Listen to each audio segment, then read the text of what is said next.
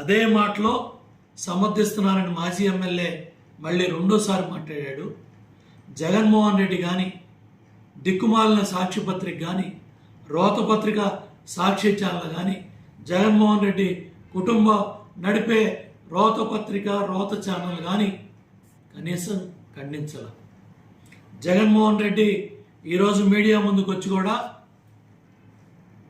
మాజీ శాసనసభ్యుడు మాట్లాడిన మాటలు తప్పనేది కానీ ఖండించటం కానీ, లేకపోతే ఇటువంటి మాటలు సభ్య సమాజం తలదించుకుంటుంది, ఎవరో మాట్లాడకూడదు కానీ వాళ్ళ పార్టీ కార్యకర్తలకు కానీ, వాళ్ళ పార్టీ నాయకులకు కానీ, వాళ్ళ మాజీ మంత్రులకు కానీ, వాళ్ళ మాజీ శాసనసభ్యులకు కానీ ఎక్కడా కూడా జగన్మోహన్ రెడ్డి ఖండించిన పాపాన పోలేదు.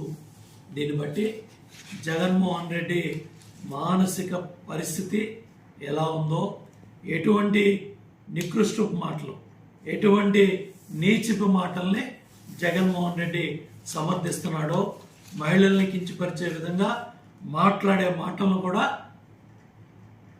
శాసనసభ్యుడు జగన్మోహన్ రెడ్డి సమర్థిస్తున్నాడంటే జగన్మోహన్ రెడ్డి మానసిక పరిస్థితి ఎలా ఉందో రాష్ట్ర ప్రజలు అర్థం చేసుకోవాలి.